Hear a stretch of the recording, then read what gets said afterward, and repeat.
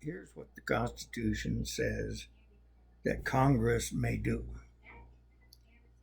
First, they have the power to lay and collect taxes, duties, imposts, and excises to pay the debts and provide for the common defense and general welfare of the United States,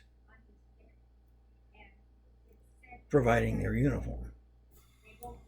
Now, does that mean we can buy missiles, carriers, tankers, bombers, etc., and ignore the rest of the citizenry and their needs for housing, food, etc.? I don't believe so. The Constitution says we're to provide for the general welfare. Not only are we to provide for our own defense, but we are also charged with providing for the people that live here, for our citizenry. Now, the industrialists and the rulers would like us to ignore that part of it. They have taken over and they want the government for their purposes only and to serve them only. They could give a shit less about whether the peasantry has food or clothing, health care, or a place to live even. It doesn't matter to them. What matters is making money. Now they can make money. They always have. And they've been levied taxes. And the taxes have been for the benefit of all. So we can't levy a tax on the people to buy an aircraft carrier or to invade a country. It's up to Congress to do that.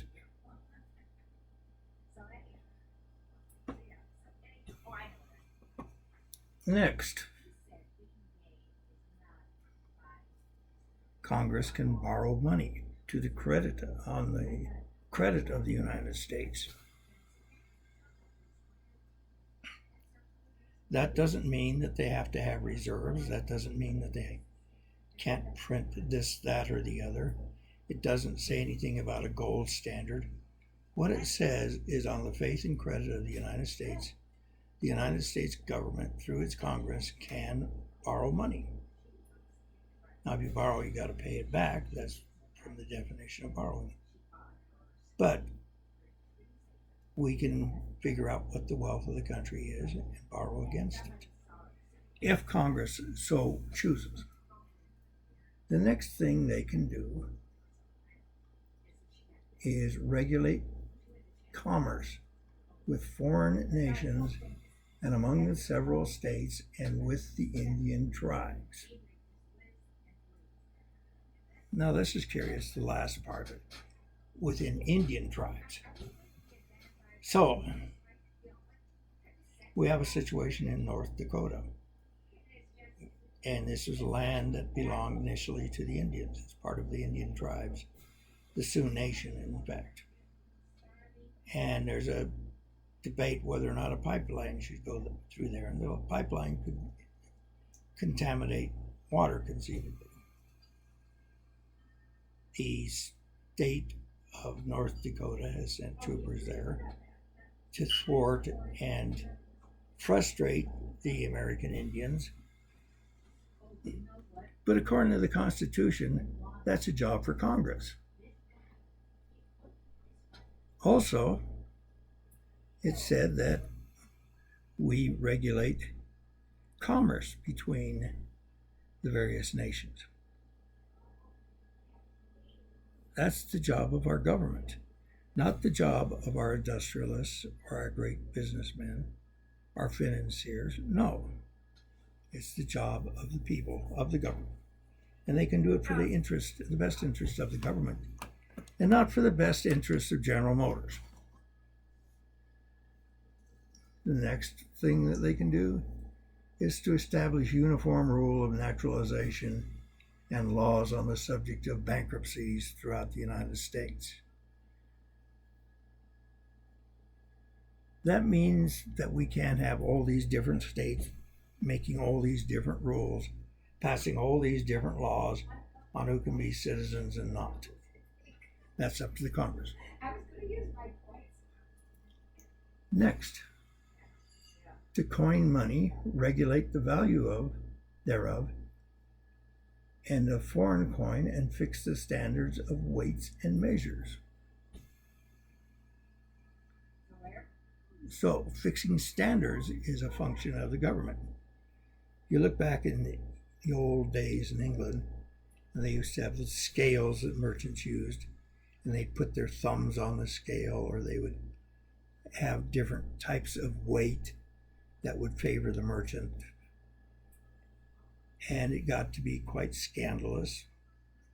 So they established Pythagorean courts in the United Kingdom, and that was where the first inklings of standardization occurred. So we don't want the Colorado ounce, the Iowa ounce, the Georgia ounce. We want an ounce. We want a gallon. We want a pint. And it should be standard throughout the country. That is the job of Congress, to make sure that happens. Also, to coin money. We can't have each state making money and choking commerce between the states, choking movement between the states, etc. So again, Congress has that power.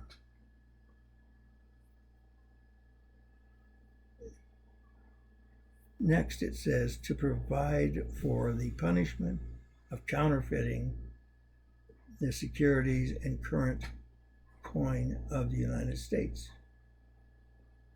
So if somebody counterfeits our securities or any of our coins, they want Congress to do something about it. Congress is the only one that can do something about it.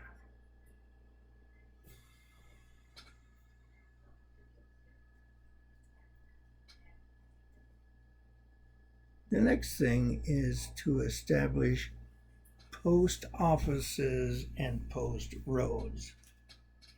And this is really curious because since the 1980s, there's been a big push to provide privatized industry in the area of post offices and post roads.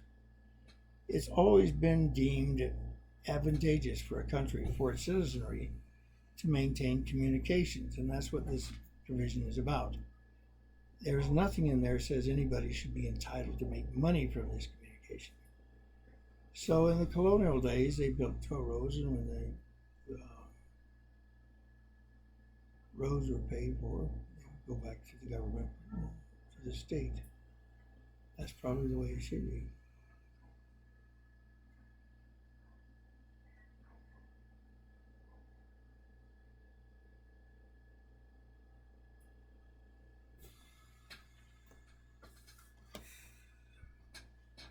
Sorry about that, just thinking about what I was going to say next. I know that UPS and Federal Express and some of those don't like what I say, but it's a constitutional mandate. And by splitting up the post office, by deregulating, by making other people compete with it, it destroys the communication system within the country, and it is contrary to what the Constitution provides. It specifically says this is a job for Congress. Next, it says Congress shall promote the progress of science and useful arts by securing for limited times to authors and investors the exclusive right to respect their writings and discoveries. That sets up the Patent Office and intellectual property. The next is to constitute tribunals inferior to the Supreme Court.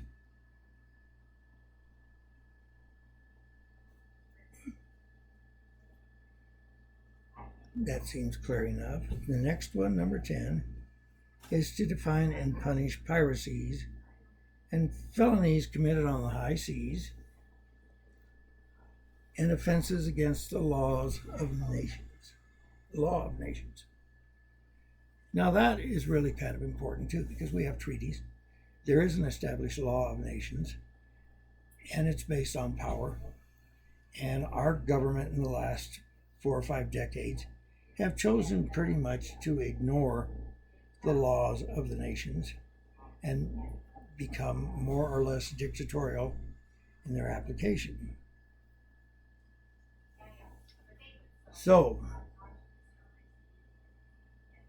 not only that, through confiscation laws, they have taken the idea of piracy one step further and given that power of piracy to the various governments within the United States.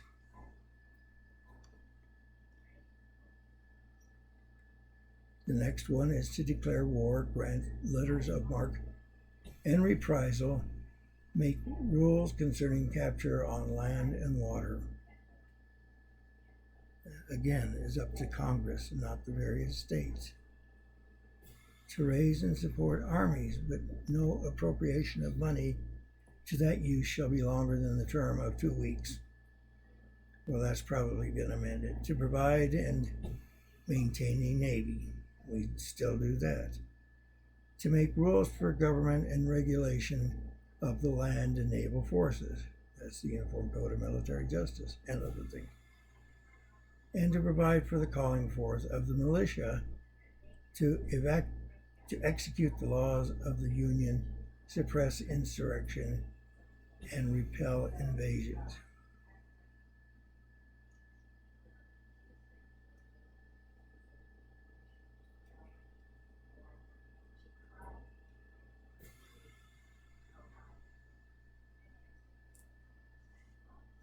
So, if we make rules for the government and regulation of the land and naval forces, that puts them under Congress, not the other way around. You have presidents running saying they're commander-in-chief. They might be commander-in-chief, but they're still subject to the will and oversight of the Congress. The next provision is to provide for organizing, arming, and disciplining the militia, and for governing such part as may be employed in the service of the United States, reserving to the states respectively the appointment of the officers and the authority of training the militia according to the discipline prescribed by Congress. Now, this gets interpreted in many ways and misinterpreted in many ways. First off, let's determine what a militia is. Well, the Constitution of Colorado says that a militia is all male citizens above the age of 18. It's not a National Guard or anything like that. Certain advocates want us to believe that a militia is a federally or state sponsored and governed military, and it's something unusual. It's not unusual. In England, they used to raise the hue and cry of militia all the time, and all of the citizenry would grab their weapons, their hoes, etc., and answer that hue and cry. When the United States was formed, they said we wouldn't have a standing army, and everybody essentially was a militia person. And militia had certain duties. Militia were consisting of free men.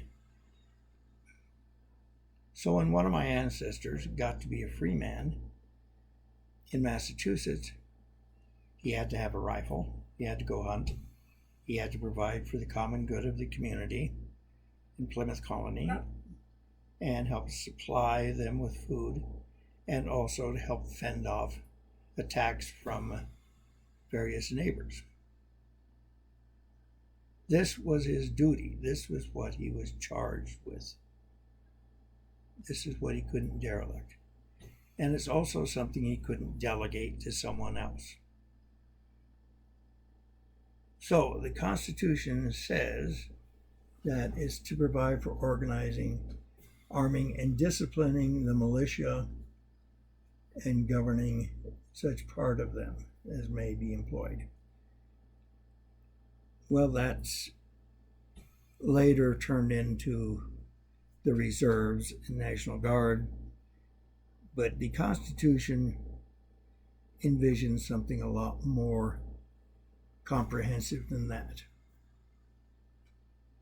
And it says that it shall provide for the appointment of officers and the authority of training according to the discipline prescribed by Congress.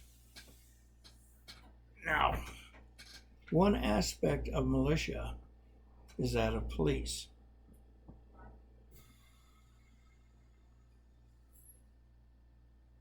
So Congress shall be in charge of training them, and training them in such a manner as to conform to the Constitution. This is overlooked by a lot of people. The next provision is to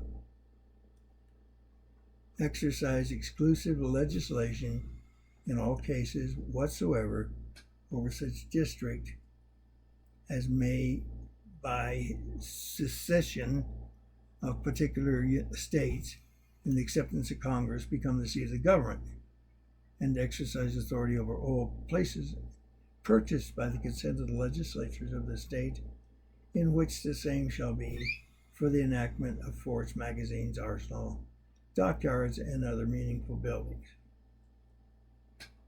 That sets up the area of Washington, D.C. And lastly, to make the laws which shall be necessary and proper to carry out the execution of the foregoing powers and all the powers vested by the Constitution of the government of the United States, the department or officer thereof.